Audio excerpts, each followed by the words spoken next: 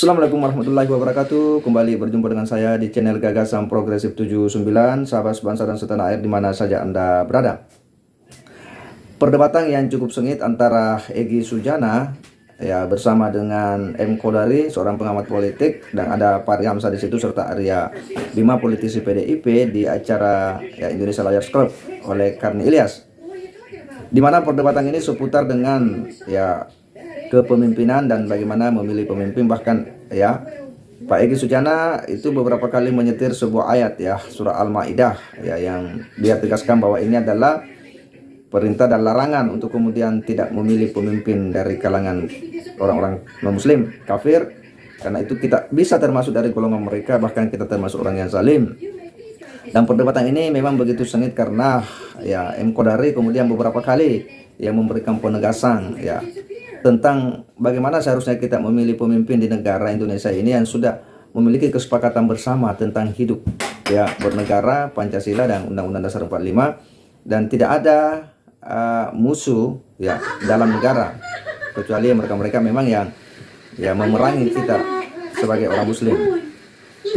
Tetapi di sini di Indonesia tidak ada kelompok-kelompok ya selain Islam yang memang memusuhi umat Islam, sehingga kita ini adalah negara yang sudah bisa dikatakan sebagai negara yang mengayomi seluruh warga negara yang memiliki hak yang sama.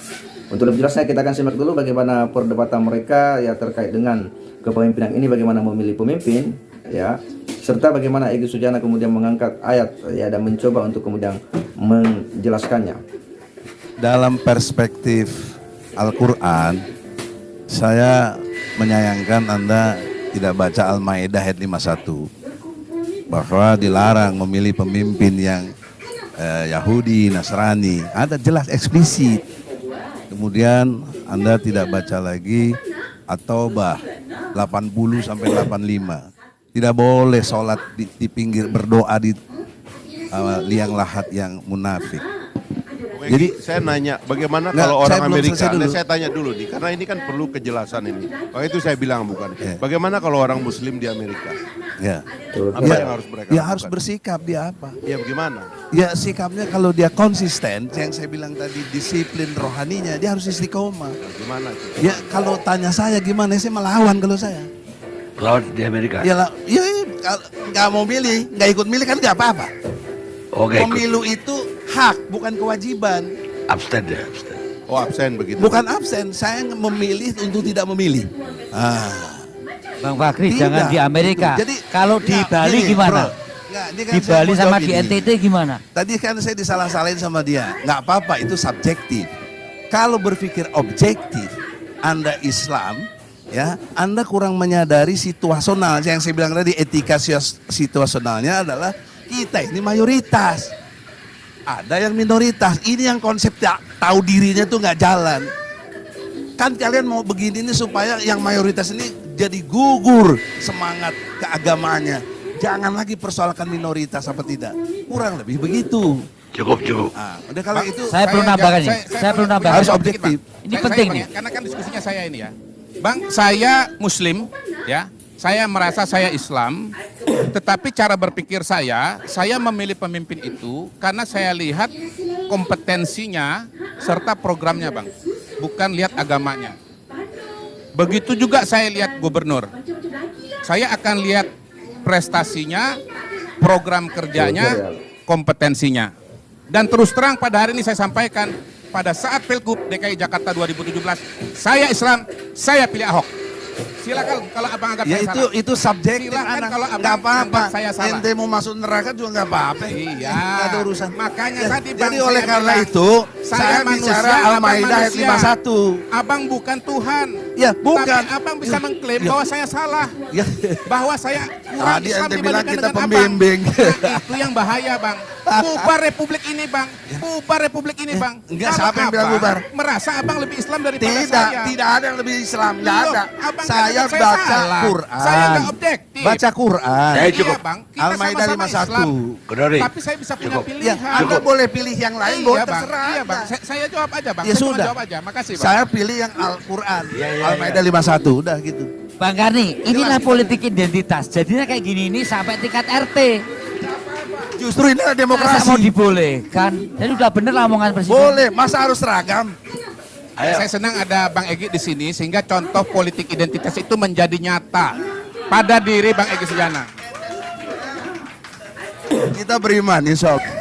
Iya, ini memang perdebatannya seru dan mengarah kepada bagaimana pemaknaan politik identitas yang memang menjadi diskursus yang cukup hangat ya menjelang Pilpres 2024 ya, di mana ya M. Kodari kemudian ya menjabarkan ya bagaimana seharusnya orang memilih pemimpin ya, mulai gubernur ya hingga presiden di negara kesatuan Republik Indonesia ini yang sudah ya ada rambu-rambu bernegara yang disepakati bersama.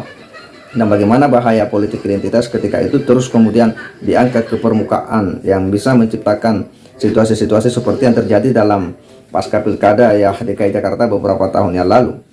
Dan Egy Sujana ini selalu mengangkat ayat ya, walaupun kita tahu bahwa Pak Egy Sujana ini sebenarnya basic keilmuannya ini kan bukan dari pesantren ya, bukan dari basic agama, tapi dia sarjana hukum ya, dia dokter hukum bahkan profesor hukum yang memang ya dia seorang lawyer ya. Jadi disiplin keilmuannya Pak Egy ini adalah sebenarnya adalah seorang lawyer ya, seorang praktisi hukum ya. Tentu dalam hal bagaimana pemahaman keagamaan ya, tentu dia tidaklah terlalu representatif untuk kemudian ya bisa dikatakan sebagai seorang ya tokoh agama yang bisa memberikan tafsir terhadap ayat-ayat suci Al-Quran. Karena itu bisa menimbulkan situasi yang fatal jika kemudian ya pemaknaan-pemaknaan yang tidak tepat ya atau keliru dan nantinya akan diikuti oleh orang-orang yang sudah menjadi pengikut beliau atau jamaah beliau atau fans beliau.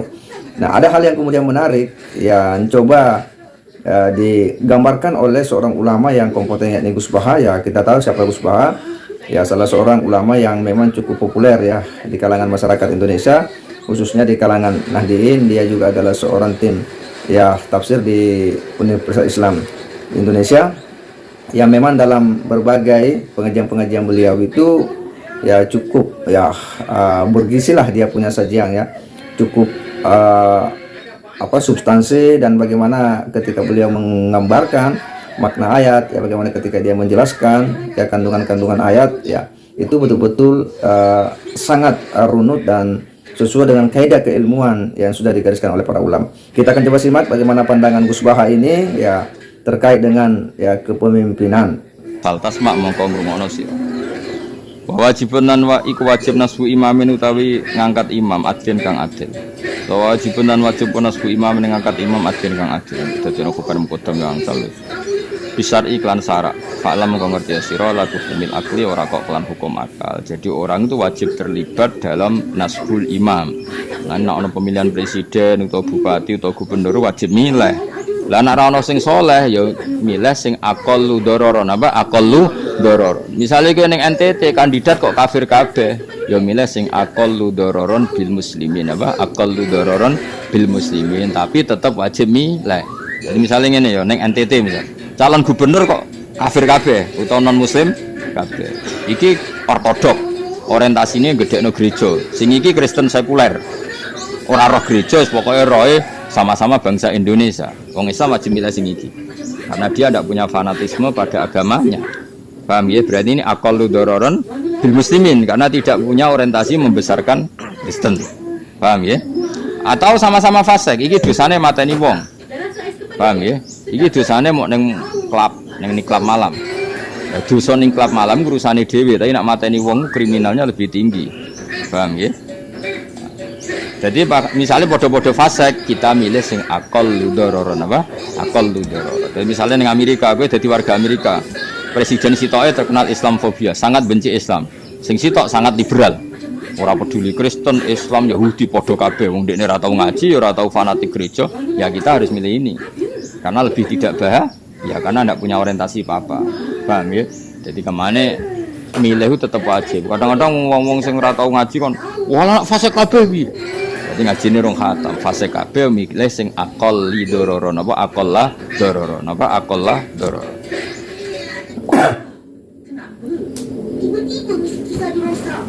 Ya, jadi apa yang digambarkan, apa yang disampaikan oleh Gus Baha ini ya sangat jelas dan terang ya bagaimana seharusnya kita sebagai seorang muslim itu memposisikan diri ya dalam menyikapi ya situasi ketika ada momen-momen ya pemilihan kepemimpinan tingkat nasional ya daerah dan semacamnya. Dan apa yang disampaikan oleh Gus Baha ini adalah sebuah pencerahan bagi kita semua sebagai seorang muslim yang memang mayoritas di Indonesia, dan kita juga tidak mudah dan gampang ikut-ikutan pandangan-pandangan orang yang sebenarnya tidak kompeten dan tidak kapabel untuk kemudian berbicara tentang makna-makna Al-Quran yang seperti apa yang disampaikan oleh Egy Sujana ini.